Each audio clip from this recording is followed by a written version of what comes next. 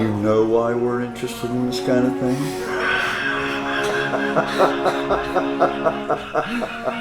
I know why I am. I don't know why you are, but I'm not sure I know why I'm interested in this kind of thing. And welcome into another episode of No Fee Philosophy. I'm here once again with my good friend James Hampton. And James, thanks for sitting here and talking with me. I appreciate you having me here, Scott. So before I tell you what my theory is on it, Okay. I'm going to ask you what yours is. All right. When you're traveling somewhere or going somewhere, Okay. does it seem to take longer on the way there or on the way back? That's easy. Your perception of it. On the way there. Why is that? Follow me.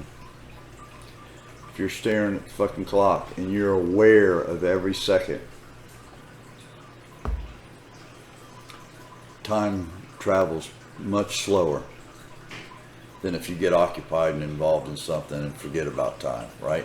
Okay. Watching a pot boil. Bingo. Watching the clock. When you're going somewhere, especially somewhere you've never been, you're constantly aware. Are we there yet? Are we there yet? You know, you're aware, you're looking forward.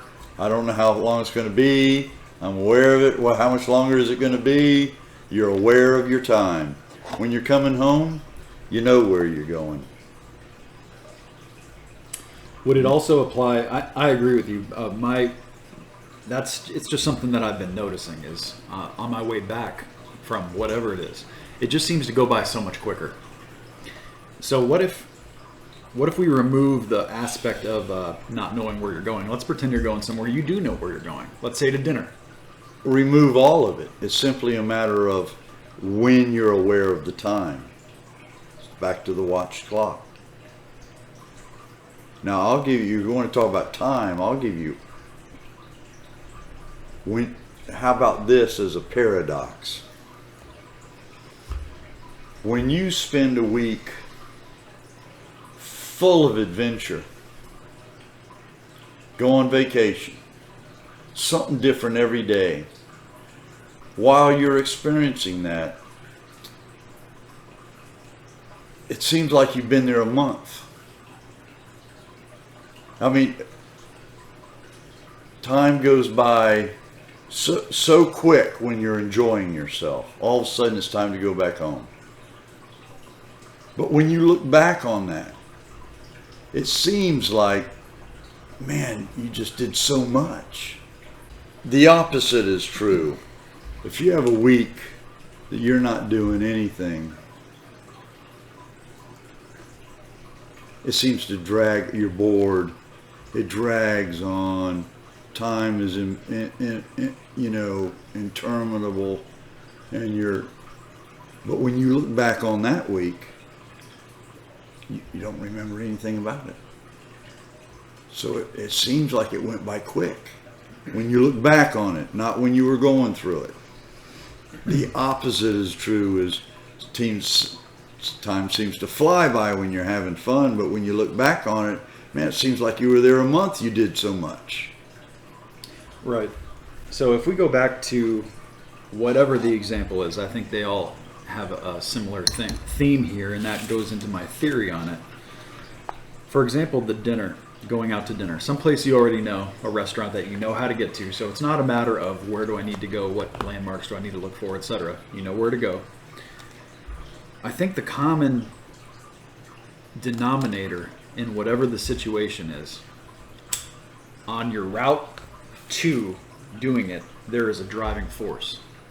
For dinner, the driving force would be that you're hungry, right? That would be your driving force. You're looking forward to it for whatever reason. If you're doing something by a certain time, you're paying attention to the clock. So your awareness is the clock. Well, your awareness is your hunger. So it feels like it's taking you forever to get there because you're hungry, right? Well, there is no that driving force is settled on your way back. You're not anticipating anything.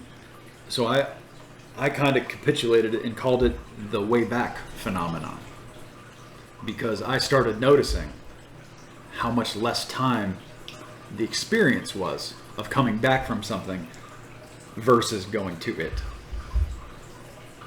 What say you? Well, I agree with everything that you said. Anticipation is the catalyst for being aware of the time.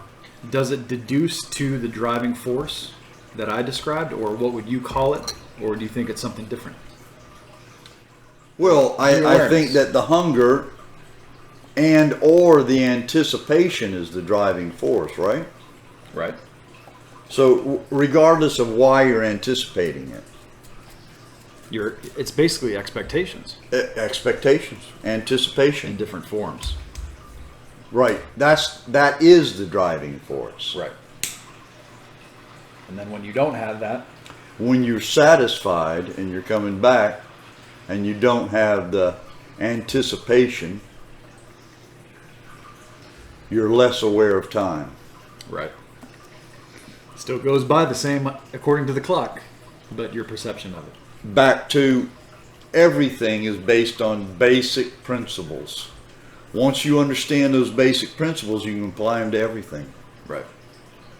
In this case, the basic principle is the awareness of time. Something is making you aware of it, and then there's no need to be aware of it.